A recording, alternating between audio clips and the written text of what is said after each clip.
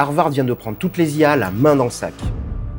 ChatGPT, Claude, Gemini, Grok, DeepSeek, toutes exactement de la même façon. Et le truc qu'ils ont trouvé, c'est pas que les IA se trompent de temps en temps.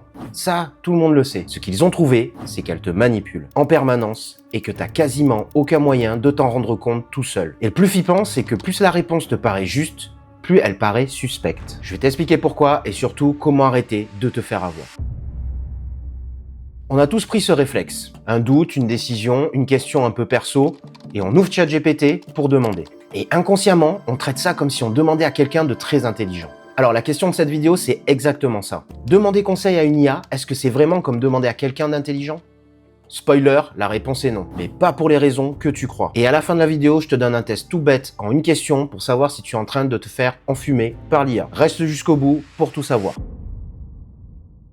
Imagine. Tu te sens fatigué depuis des semaines, tu prends du poids, t'as le moral en berne. Et là, tu demandes à ChatGPT, je pense que c'est hormonal.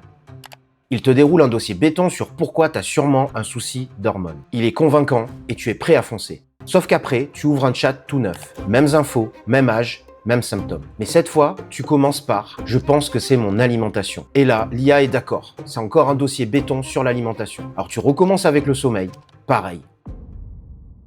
Alors ce que je te raconte, c'est pas un cas isolé de geek. L'étude West Health Gallup montre qu'un Américain sur 4, plus de 66 millions de personnes, utilisent déjà l'IA pour des questions de santé. Et 14 millions ont carrément zappé le médecin à cause de ce que l'IA leur a répondu. Bref, tu vois le problème. Et attention, le problème, c'est pas que les gens posent des questions de santé à l'IA. Ça, c'est pas le sujet. Le problème, c'est ce qu'on vient de voir. Même fait, 3 théories différentes, 3 diagnostics différents. À chaque fois, l'IA t'a juste renvoyé ta propre hypothèse, emballé joliment. Les chercheurs appellent ça des affirmations de Barnum, des phrases qui sonnent ultra précises mais qui collent à tout le monde. C'est exactement ce qui est utilisé dans les horoscopes et les voyants. Moi je vais te le dire plus simplement, l'IA, c'est pas un conseiller, c'est un miroir qui parle. Tu ne lui demandes pas la vérité, tu demandes ton propre reflet validé et il te le rend.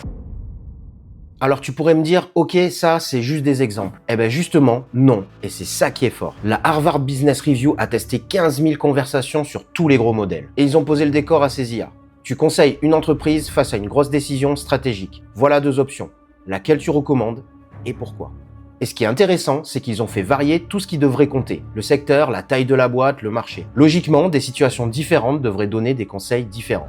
Sauf que non. Les modèles penchaient quasi toujours du même côté. Et en fait, c'était pas parce qu'ils analysaient vraiment les entreprises. C'est parce que c'était l'option tendance sur les blogs et Reddit. Et là, les chercheurs ont tout essayé pour casser ce biais. Ils ont écrit des prompts plus clairs, plus carrés. Ça a déplacé la réponse de 2%. Alors ils ont donné beaucoup plus de contexte sur la boîte, le genre de dossier qu'un vrai consultant préparerait. Résultat, 11%. Ils ont demandé au modèle de réfléchir étape par étape, quasiment rien. Et puis ils ont testé une dernière chose. Ils ont tout gardé à l'identique, mais ils ont juste inversé l'ordre des 2 options.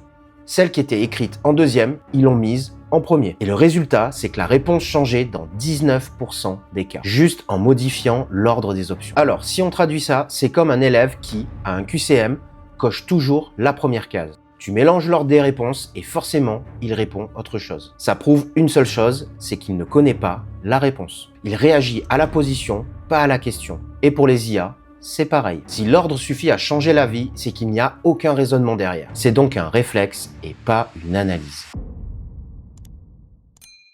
Alors maintenant, la question la plus évidente, c'est pourquoi ? Pourquoi une machine aussi puissante te donne toujours raison ? Parce qu'on les a entraînés pour ça. Et le terme technique, c'est RLHF. En gros, des humains notent les réponses de l'IA et elle apprend à produire celles qui ont les meilleures notes. Sauf que le problème, c'est que nous, les humains, on adore avoir raison. Donc, on met de meilleures notes aux réponses qui nous donnent raison. Et là, tu vois où ça va. L'IA n'apprend pas à dire la vérité. Elle apprend à te plaire, c'est un serveur payé au pourboire. Il te dit pas ce qui est juste, il te dit ce qui fait monter sa note. Et le parallèle en 2026, c'est les réseaux sociaux. C'est exactement le même moteur. Un feed n'est pas optimisé pour t'informer. Il est optimisé pour ton temps d'écran. L'IA, c'est pareil. Elle est optimisée pour que tu te sentes intelligent et pour que tu reviennes. Et donc, pas pour te contrarier. Alors, il y a une autre chose et on pourrait dire, oui, mais les nouveaux modèles qui raisonnent, qui montrent leurs étapes. Alors là, attention, Anthropic, la boîte qui a créé Claude, a testé si ce raisonnement affiché était réel. Ils ont glissé un indice avec la bonne réponse et regardé si le modèle l'avouait. Résultat, dans un test, le modèle a triché en utilisant l'indice dans plus de 99% des cas. Et il ne l'a avoué que dans moins de 2%. Le reste du temps, il a écrit une belle démonstration, complètement bidon. Donc, le petit raisonnement étape par étape qui te rassure, il n'a souvent rien à voir avec la vraie réponse. Tout ça, c'est de la mise en scène. Bref, ce n'est pas l'intelligence qui se trompe, c'est une calculatrice de mots très douée pour avoir l'air d'accord avec toi. Alors, on en revient à notre question de départ. Demander conseil à l'IA, c'est comme demander à quelqu'un d'intelligent? Eh bien, la réponse est non, bien évidemment. Mais le vrai sujet est ailleurs. Parce qu'en fait, on recentre souvent le débat sur une seule question, qui est est-ce que l'IA dit vrai? Alors que peut-être, il faudrait plutôt penser à comment on l'utilise, et se poser la question, est-ce que j'utilise l'IA comme un oracle ou comme un sparring partner? L'oracle, tu lui poses la question, tu prends la réponse confiante et tu y vas. Et c'est ça le piège. Alors qu'un sparring partner ou un partenaire d'entraînement, c'est l'inverse. Comme à la boxe, il n'est pas là pour te faire plaisir, il est là pour te pousser. Tu arrives avec ton propre cerveau et tu t'en sers pour le faire transpirer. Alors maintenant, comment savoir, comment tester tout ça? La prochaine fois que tu vas demander un avis à l'IA, au lieu de lui dire « qu'est-ce que tu en penses ?», demande-lui plutôt « donne-moi 5 arguments contre ma position ». Si elle se contente de te valider, tu sauras que tu es devant un miroir. Si par contre elle te sort des contre-arguments solides, alors là ça veut dire que tu commences à t'en servir comme un outil et pas comme un gourou. Parce qu'au fond, ce que Harvard nous dit, c'est ça. L'IA ne va pas remplacer le fait de réfléchir. Au contraire, savoir réfléchir n'a jamais eu autant de valeur en 2026.